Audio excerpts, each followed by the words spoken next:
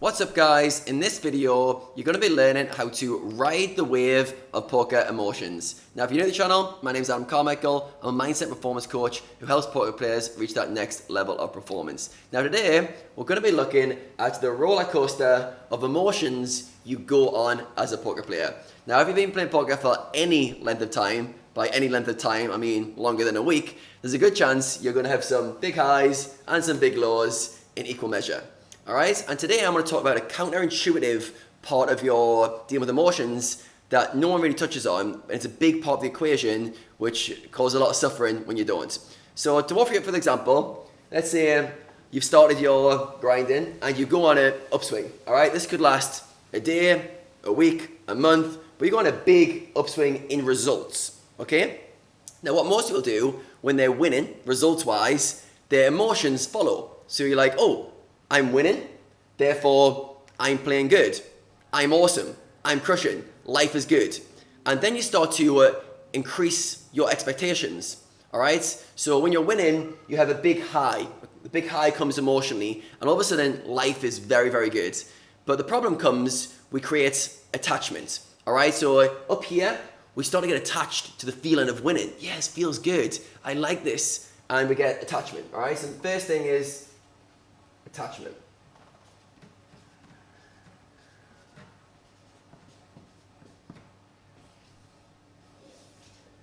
Now, if we let this just unravel as a kind of cause-effect relationship, what we'll find is we become very excited at the top, super pumped up. And the way to look at this is almost like on a night out, you're out with some friends, and as the night's unfolding, you get a bit more drunk, and towards the end, you're just down in shots, doing whatever, and you're getting higher and higher. You're so excited, so having a good time.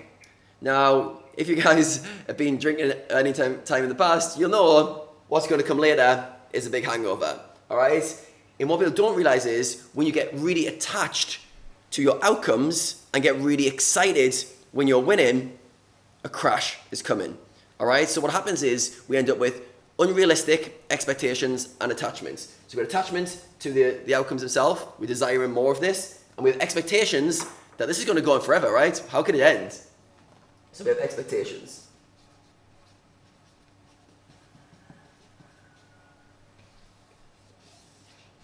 Alright, so we've got this really big cocktail of excitement, enthusiasm, we're loving life right now. Now, what we don't realize is this can't last. Unfortunately, this can't last. We're on an upswing right now. We're running better than average, and a down is coming. It might not seem it, and as a result, we're going to be caught off guard. So a lot of people in this position here, they start thinking about the future. I've got players who I work with who sometimes, when things are going well, they start magnifying that upswing. Oh, if I make this much this month, then this year I can make this much, I can buy the new house, I can buy the new car, life's gonna be awesome. Everything's amazing in this moment. And we think that this small sample size is gonna reflect the big sample size. Unfortunately, if you guys have been playing poker any time at a time, you realize a downswing's coming, all right? And this is just running probabilities. Like we're gonna lose, no matter what our edge is, there's gonna be times where we're on big downswings. And what happens is, if you get too high here, the low that follows is going to be way, way more brutal. So the more attachment, the more expectations you have at the top of the circle, at the top of the curve, the bigger the crash coming down. So it's almost like the more you drink on a night out, the more fun you have in that moment, the bigger the hangover. Now most people try to nurse their hangovers. They try to rationalize, oh, it doesn't feel that good. I should be able to deal with downswings better. I'm trying to use logic and talk my way out of it. But the first mistake was made here. All right, you got attachment expectations way too high. So of course, when you go back to reality is like down here, or at least like here, it's going to be a bigger gap. All right, so your expectations haven't been met. Now, what happens when you've had an upswing and then it's followed by a downswing? How do you feel there? You feel low energy. You feel demotivated. You might even feel fear, but there's some elements of pain. All right, so we'll say pain and fear. Pain because you're on a down, doesn't feel good, and fear. A lot of players fear, what if I can't win again? How long is this going to last? And yeah, it's very, very common to have fear. All right, so this gap here between the top and the bottom, emotionally, so we'll just do a line down, is the high to the low. So the higher you get in terms of emotions, the more you let your emotions rise when you're winning, the more pain, the bigger it's going to hit you when you lose. This is really, really big to take away. Like, a lot of us just get too carried away when things are going well. It's the same like even fish, right? So our losing players all the time, they're going to go on some upswings. And during those upswings, they're going to get super excited. Like, yes, I can finally beat these games. But then their down is going to come even further down. And as a result, they're going to feel like life is not worth living. So you've got to really control the high. You've got to control the high, okay? This is what I want you guys to be thinking about. How high do I let myself go when I'm winning? And the reason it's dangerous is because we're attaching our self-worth, our desires, our happiness to an outcome of an event we don't control. An outcome we don't control. So if up here, you're amazing, you feel great about yourself, life's so good.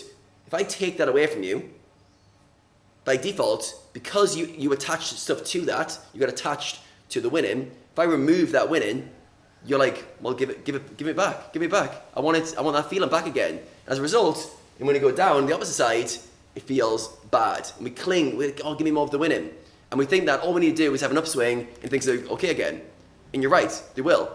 And then once you lose again, they're gonna go bad. So you've got to watch this play out consistently, cycle after cycle.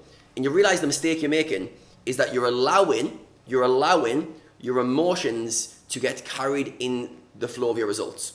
All right, so this is your results as well. This is an emotional graph, but this is your results graph as well. And if you allow yourself to get too carried away when you're winning, or feel too good about yourself, or attach expectations to winning, you're gonna have a lot of pain when you lose. All right, the down is coming. The down is coming. So how do you work through this? How do you come up with a way of dealing with this in a better way?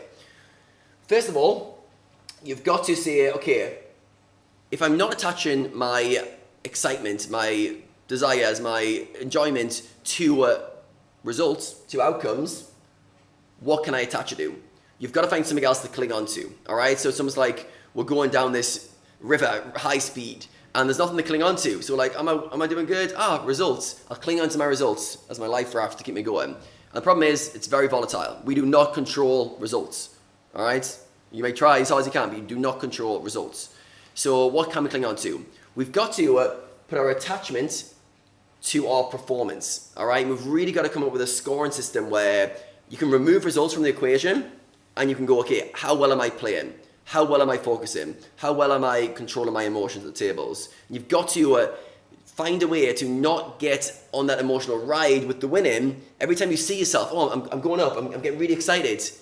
Channel that energy back in to your performance. Channel it back in to go, oh, wait a second, I'm getting excited because I'm winning, but how am I playing? How am I playing? And change your attention, all right? So I'm consciously choosing. So if we consciously choose to focus on the outcomes, we're going to come crashing down with them.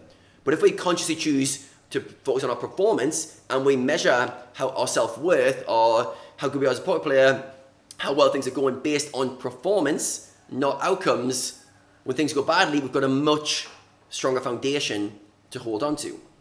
All right? So right here, this is all outcome based. So when you come down, the outcomes get taken away, there's nothing to hold on to. So this is really, really key to think about this. And what I want you to visualize with this is the higher you go up, the bigger you're coming down. All right? So the more almost like excitement you get from outcomes of winning, the more losing is going to feel bad. So if this is your current graph, what you want it to look like is more even. All right? So you want it, obviously when you're winning, it's going to feel better than losing. But we want it a lot more even. So the high is on its high and the low is on its low. We don't want, this gap here is a lot smaller, right? So losing is going to feel a lot better when you don't go as high.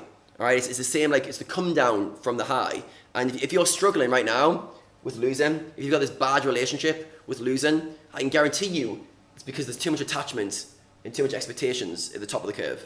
All right, if you remove those, all of a sudden losing doesn't feel as bad because what have you lost? You've lost like for a small sample. Let's go again tomorrow. But as soon as winning feels really, really good, losing feels infinitely worse.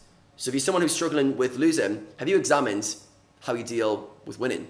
How that affects you? How much confidence, how much pleasure you gain from winning?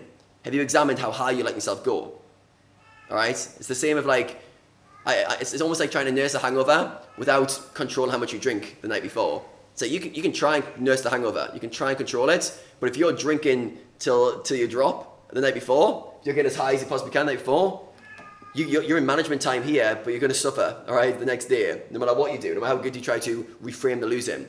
So play around with not letting yourself get as high and channeling it into performance. So rather than being outcome driven, be driven by how I'm performing. And it's subtle, but it's very, very powerful. And I picture myself, I fell for this many times. Like I picture once when I had a good 2 weeks and I was really working hard on my game and my ROI doubled in those 2 weeks. And I was like, yes, Adam, you've solved it. You've got it. This is awesome. And in my head, I started getting really carried away. I was like, oh, so I've doubled my ROI. That's double the monthly income, double my yearly income. That's going to make all this money. Yes, this is awesome. Next few weeks, came crashing down. My ROI returned back to its baseline. And I was so disappointed. I was like, oh, I really thought this was it. I really thought I turned the corner. I allowed myself to use a small sample size. I attached my emotions to it. I thought that small sample size was going to reflect the bigger sample size, which it never does. And then when I came crashing down, I felt so deflated. I went back to my old win rate and I was like, oh God, this sucks. I let myself get too high. All right, I had to learn this lesson many times. I'm sure you guys have went through many cycles, these ups and downs, before you start to question, wait a second, I'm getting too attached. So what we need to do is we need to remove attachment to outcomes. All right, remove attachment to outcomes.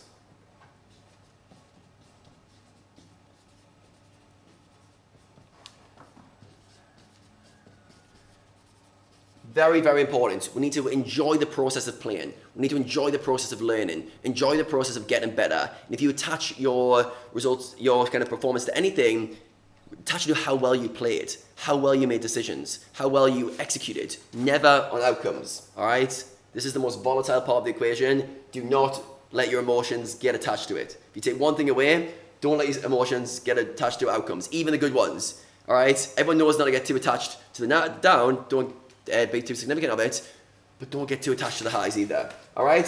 So a little motto, never too high, never too low. Never too high, never too low. All right? And this is with your emotions at the poker tables. Now you might be thinking, oh, well, that's a pretty bland way to live. Never allow myself to get too high. But you've got to realize that you're going to go on a really bad emotional cycle if you allow yourself to go too high. You want to be on this one. You want to be, it's almost like I said with the hangover, like you've got to control the ups. You're going to control how much you drink. Well, the hangover is going to be brutal. It's going to come down really hard. So you guys have got to be on this even, more, never too high, never too low. And it's because we're attaching our kind of expectations and our happiness to something that is really volatile. The outcomes, the results. It's the worst thing to attach your emotions to because those outcomes are going up and down. Like I said, this could easily be just your results over your emotions, especially this could be a daily graph rather than like a long-term one. And you've got to train yourself over and over. Am I getting too attached to outcomes? Am I getting too attached to the highs? And therefore, that's why I struggle with the lows and work with this. I hope you guys enjoyed this video. If you did, smash the like button before you go, so I know that you will enjoy this style of video and I do more for you in future. And also, there's a free quiz in the description. If you want to know what level your mindset is right now, go for that quiz and it'll tell you some quick tips on how to improve your mindset going forward. Thanks for watching this, guys. There's going to be plenty more coming from me very soon.